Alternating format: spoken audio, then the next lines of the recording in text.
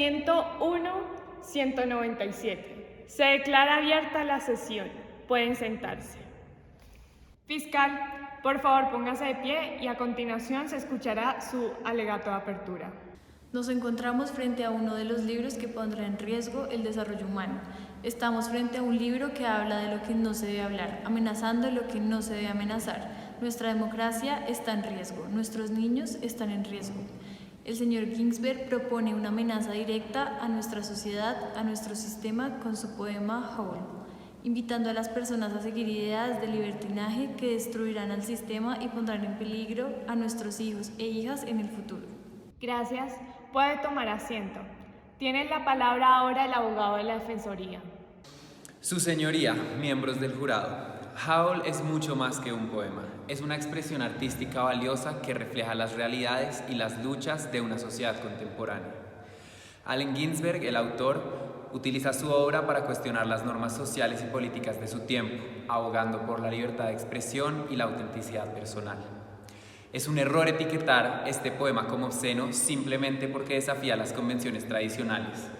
La censura de Howl sería un acto de represión de la libertad, la creatividad, la expresión y del intercambio de ideas en nuestra sociedad. ¿Algo que decir, señor fiscal? En su oscura piel, repartiendo incomprensibles panfletos, que se quemaron los brazos con cigarrillos protestando por la neblina narcótica del tabaco del capitalismo, que distribuyeron panfletos supercomunistas en Union Square. Allen Ginsberg. ¿Qué significa este mensaje si no es un atentado contra la imagen de la nación? La alusión del capitalismo como el patrocinador de todas las drogas y males no solo advierte el deseo latente del autor por desinformar acerca de los orígenes del narcotráfico y la prostitución, también se explica si aceptamos la narrativa fascista y comunista que el autor maneja en todo el texto.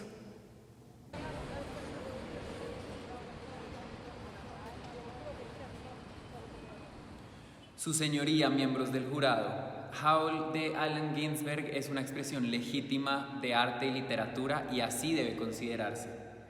Es una forma de libertad de expresión y esta está protegida por la primera enmienda de la Constitución de los Estados Unidos. Es importante recordar que el arte tiene el poder de provocar pensamiento, debate y reflexión, al mostrar otras perspectivas distintas a las de la historia oficial sobre los temas más relevantes de nuestra sociedad. Howl no es una excepción, y en este poema refleja las realidades y luchas de la época, incluyendo temas como la alienación social, la búsqueda de identidad personal y la exploración de la sexualidad.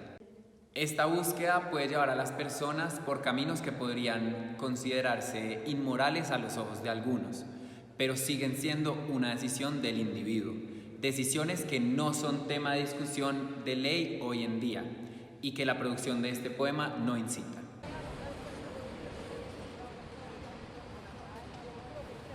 Objeción, que fueron arrestados por sus barbas públicas regresando por Laredo con un cinturón de marihuana hacia Nueva York, que comieron fuego en hoteles de pintura o bebieron trementina en Paradise Alley, muerte, o sometieron sus torsos a un purgatorio noche tras noche, con sueños, con drogas, con pesadillas que despiertan, alcohol y verga, y bailes sin fin.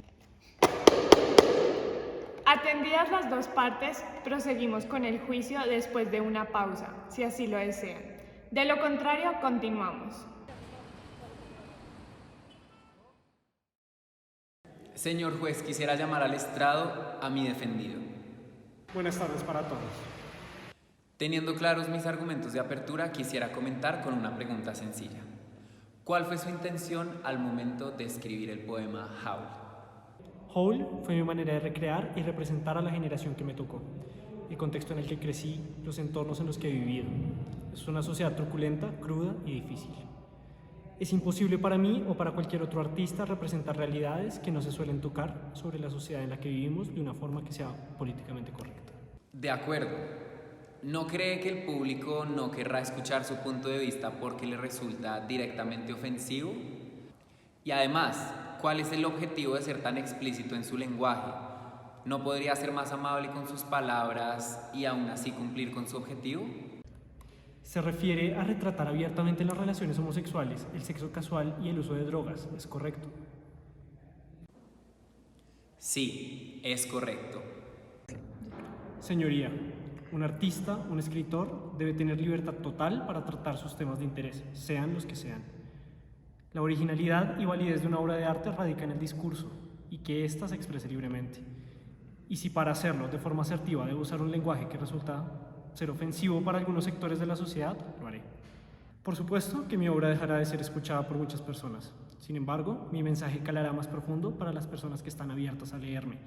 Y al herir la susceptibilidad de quien lo escucha, este rompe con la apatía y genera una reflexión.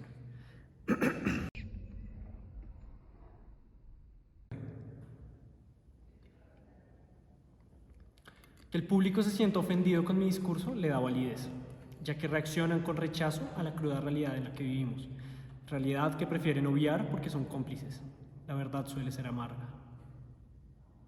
Pero no me ha respondido la segunda pregunta. ¿Cuál es el objetivo de retratar de esta forma particular a estas personas? Sí, estaba justo por responderlo. Como decía antes, al narrar desde mis vivencias debo incluir a las personas que han formado parte de mi entorno y han entrado con profundidad, no importa qué tanta, a mi vida, mi cuerpo, mi mente y mi alma. Ellas son indispensables para mi narrativa y en la construcción de mi persona. Siempre han sido invisibilizadas y se han convertido en tabúes, por lo que traerlas a la conversación pública es un gran avance. Por último, quisiera traer un elemento que ha sido parte importante de este juicio. ¿Cree usted que la libertad de expresión es fundamental y que ésta debe ser respetada por encima de la moralidad, las religiones y otros elementos delicados? Absolutamente. Si la libertad de expresión no es respetada, la creatividad se ve totalmente coartada y en este caso la realidad será invisibilizada. Todas las personas deben tener la libertad de explorar, cuestionar y desafiar lo escrito para lograr un cambio significativo en la sociedad y de esta forma en su vida propia. Todos deberíamos poder decir lo que pensamos, sin importar que incomode a quienes nos escuchan. Eso no quiere decir que necesariamente debamos comulgar con estas opiniones, sino que éstas deben poder ser escuchadas libremente y el Estado debe garantizar que esto sea así. Su Señoría, miembros del jurado, después de escuchar el testimonio del señor Ginsberg y considerar cuidadosamente los argumentos presentados, les pido que reflexionen sobre el verdadero significado de la libertad de expresión en nuestra sociedad.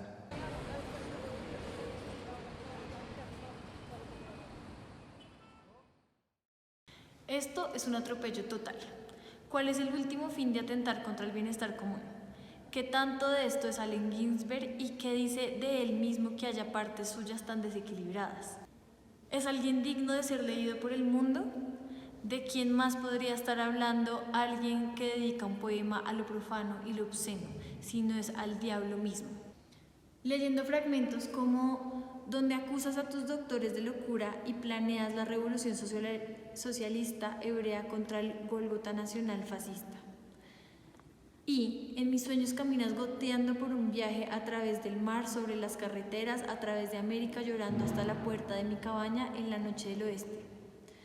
Hoy venimos a defender lo legítimamente artístico, concepto totalmente opuesto a lo que Allen Ginsberg escribe. La censura de Howell sería un acto de represión a lo que es inherente al ser humano, la razón, el cuestionamiento y la posibilidad de crear. Debemos proteger el derecho de los artistas a expresarse libremente, incluso cuando sus obras puedan llegar a desafiar las convenciones sociales establecidas. Como ciudadanos de esta gran nación, estamos comprometidos con los principios fundamentales de libertad y justicia consagrados en nuestra Constitución. La censura de una obra de arte como Howell sería una afrenta a estos principios, contradiciendo el espíritu de la primera enmienda y socavando los valores democráticos que tanto valoramos. Recordemos las palabras del preámbulo de nuestra Constitución, que nos instan a asegurar las bendiciones de la libertad para nosotros mismos y para nuestra posteridad. Defendamos, por lo tanto, el derecho a la libre expresión y a la diversidad de ideas, reconociendo que estos son pilares fundamentales de nuestra sociedad libre y democrática. Yo quiero saber cómo alguien que pretende llevar el arte a un plano educativo, con un tinte recreativo y de cultura, puede escribir con tanto empeño en tergiversar los valores naturales del mundo. Para ello, cito: que mordieron detectives en el cuello y chillaron con deleite en los autos de policías por no cometer más crimen que su propia salvaje pederastia e intoxicación, que aullaron de rodillas en el subterráneo y eran arrastrados por los tejados blandiendo genitales y manuscritos, que se dejaron follar por el culo por santos motociclistas y gritaban de gozo, que mamaron y fueron mamados por esos serafines humanos, los marinos, caricias de amor atlántico y caribeño, que follaron en la mañana, en las tardes en Rosales y en el pasto de parques públicos y cementerios repartiendo su semen libremente a quien quisiera venir. Habiendo escuchado a ambos lados, he llegado a una decisión final. Si bien la Constitución de este país defiende el derecho a la libertad de expresión, esta llega a un límite cuando atenta contra alguna otra libertad. Los derechos de uno solamente llegan hasta donde empiezan los derechos de los demás. Así como los discursos de odio se pueden censurar por atentar contra la integridad y la seguridad de un grupo específico. Los discursos que incitan a la violencia se pueden censurar por su riesgo. El texto de Howell romantiza una vida peligrosa, de sexo sin moderación, hábitos dañinos y consumos de drogas mortales. Incluso se menciona la ingestión voluntaria de trementina, un disolvente altamente nocivo para la salud que puede llevar con un solo consumo a sufrir daños renales, ceguera y hasta la muerte. El poema, como ilustró la Fiscalía, más que retratar la vida del autor, invita a sus lectores a seguir sus pasos. Y es por esto que este juez encuentra al acusado culpable. No se permitirá entonces ni la venta ni la distribución de este texto.